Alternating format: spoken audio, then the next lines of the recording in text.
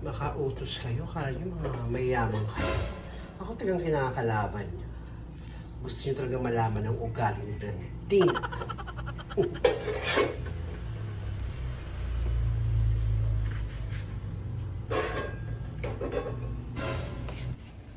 Fransya, mama. Luto na po yung pagkain.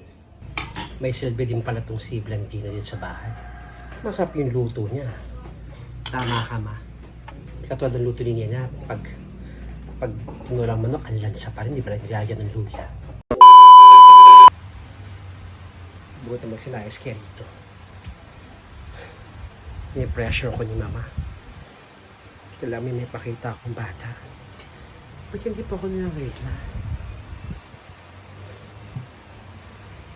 Kailan ba makakanak si Nena? Tawagin nga si Virgin.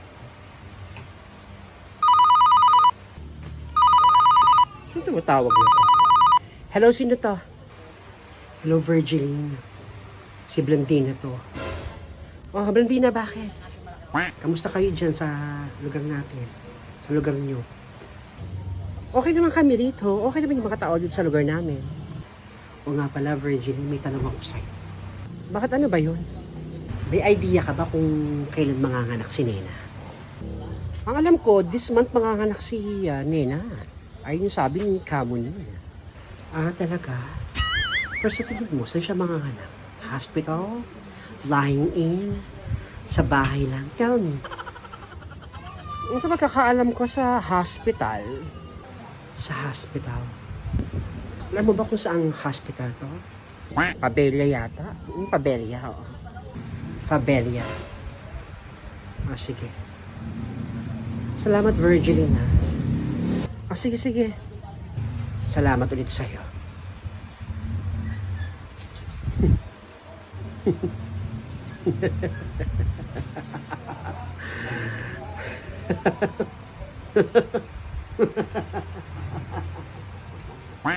Problema nun. Patawag. Tsaka, anong pakialam niya kay Nena?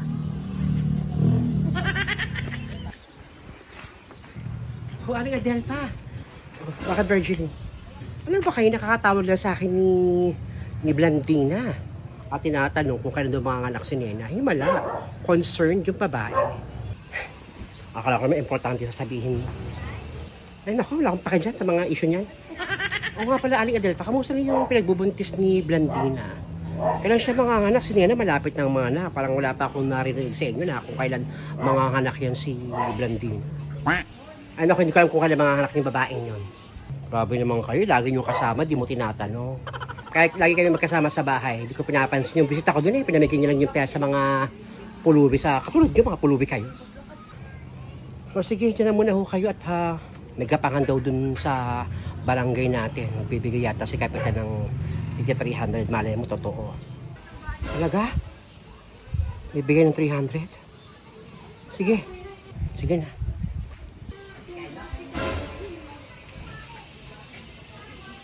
Din mo na. Makapunta ka sa barangay.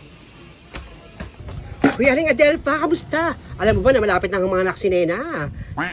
Ah, talaga? Malapit na ang mga anak si Nena? Eh, good luck sa kanya. Sana makapanganak siya ng maayos, ligtas yung mga bata. Yung nga, kaya nga sana lumabas yung bata na malulusog eh. Yung mga bata yun eh. O nga pala, no, Negra, mga anak lang si Nena, hindi ko pa alam kung sino yung mga magulang, sinong tatay nung pinagbubuntis ng babae niya. Sino ba talaga, Negra? Ay naku, Aling Adelfa, kahit ako hindi ko alam kung sino nga ba yung ama ng pinagbubuntis niya ni Nena. Kung posibleng hindi nyo alam, eh, kaututang dila niyo yung babae niya. Oo, kahit kaututang dila namin yan si Nena, eh, hindi namin inaalam kung sino nga ba yung bumembang dyan kay Nena o sino yung ama nung pinagbubuntis niya. Hanggang ngayon pala, isipan pa rin sa akin kung sino nga ba yung ama ng pinagbubuntis niya ni Nena. Ako, huwag nyo na akong isipin yun. Huwag nyo na akong pakialaman. O nga pala, kamusta nga pala? Kaya yung pagbubuntis ni Blandina, kailangan po pala siya manganganak.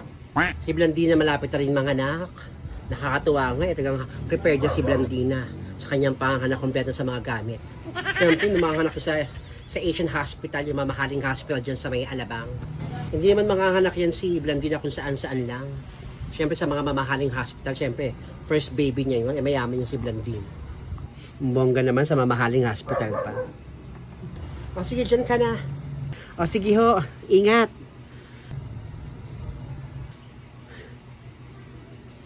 Yabang. Sinungaling. Ka na nga, negra. Kamuning.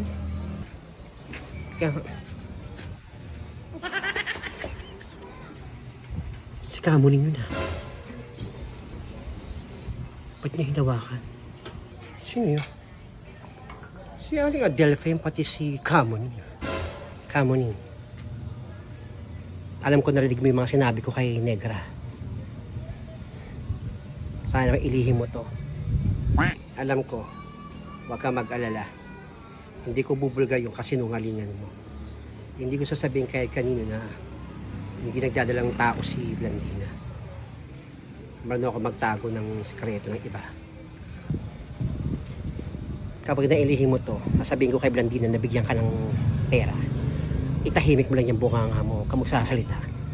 Parang pinagbabantaan ni Aling Adelfa si Kamo. Teka nga. Mukhang magmamaldita to si Aling Adelfa. Wait lang, hintayin ko to si Kamo.